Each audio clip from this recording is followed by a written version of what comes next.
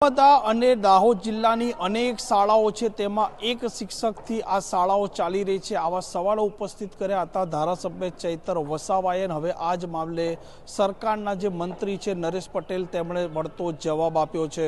વૈષ્ણવજન તો તેને કહીએ જે પીડ પરાઈ જાનાને રે.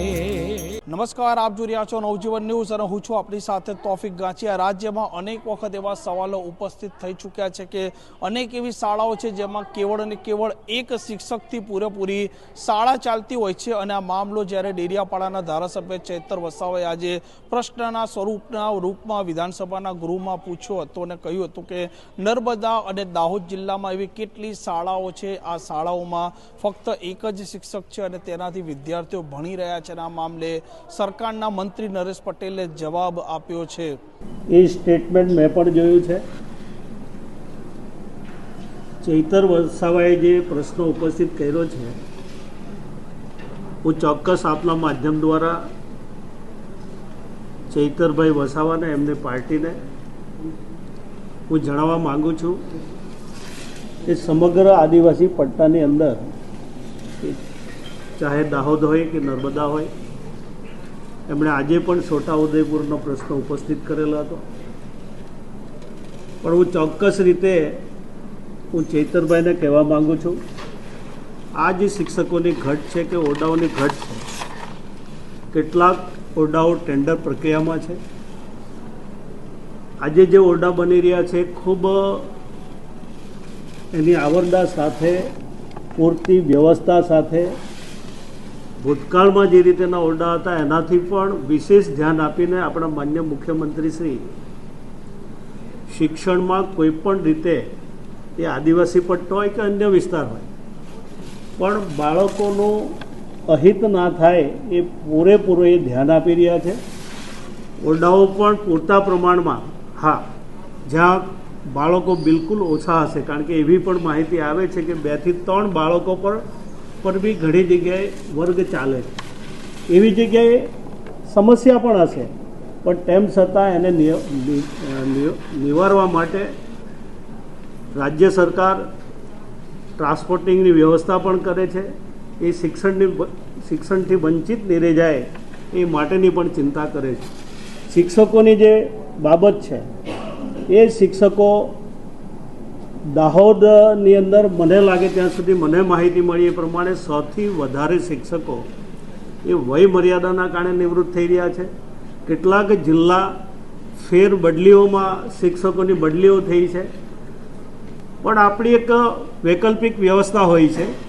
જ્ઞાન સહાયકોની ભરતી ચાલી રહી છે. જ્યાં સુધી કાયમી ભરતી નહીં થાય ત્યાં સુધી આપણે જ્ઞાન સહાયકો દ્વારા પણ શિક્ષણ આપવાની વ્યવસ્થા આપણે ઊભી કરતા હોઈએ છીએ અને એ પ્રક્રિયા ચાલુ છે.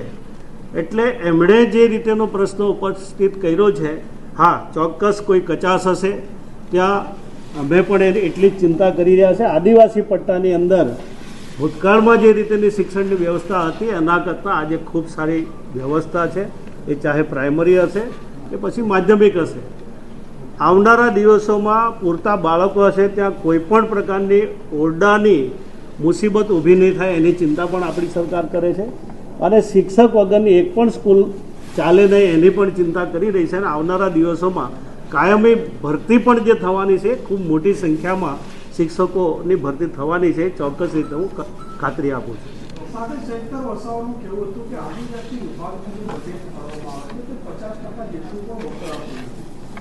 મુજબ સવાલ એ હતો કે પીએમના એક કાર્યક્રમ માટે બિરસા મુંડાના કાર્યક્રમ વખતે જેટલો ખર્ચો કર્યો એમાંના 5% પૈસા પણ સરકાર 5-15% પણ અહીંયા આદિજાતિના ઉત્કર્ષ માટે નથી કરતા. બહુ સ્પષ્ટ રીતે હું ચૈતરભાઈને એનો જવાબ આપું છું. એમ તો ભૂતકાળમાં અમારા એમપીથી લઈને બધા લોકોએ જવાબ આપ્યો જ છે. પ્રધાનમંત્રી એ આપણા ગુજરાતના સપોત છે, એના માટે આપણને ગર્વ છે. હવે 15મી નવેમ્બર ભગવાન બિરસા મુંડાજીની 150મી જન્મ જયંતિ હોય. 15 નવેમ્બર પૂરા ભારત દેશમાં રહેતા આદિવાસી ભાઈ બહેનો માટે ગર્વ લઈ શકે એવો દિવસ છે. એટલા માટે જનજાતીય ગૌરવ દિવસ એ પણ 15 નવેમ્બર છે.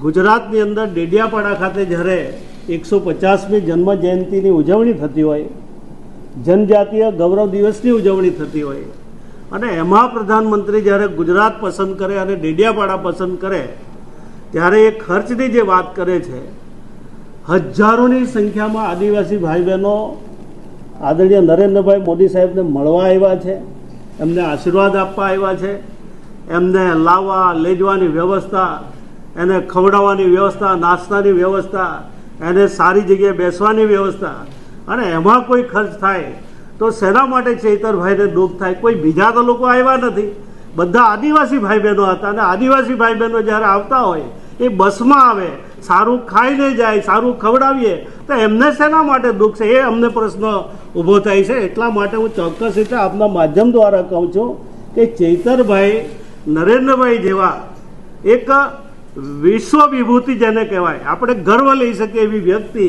ડેડિયાપાડા ખાતે અમારી પાંડોરી માતાજીના દર્શન કરવા માટે આવતા હોય, ત્યાં આદિવાસી વિદ્યાર્થી ભાઈ બહેનોને મળતા હોય, એવા સમયે પણ જો પ્રશ્ન ઊભો કરે છે, મને લાગે છે કે શું ચૈતરભાઈ પોતે આદિવાસી સમાજ માટે કેટલી ચિંતા કરે છે? એક પ્રશ્ન ઊભો થાય છે ને એટલા માટે એમની વાતને હું વખોડું છું.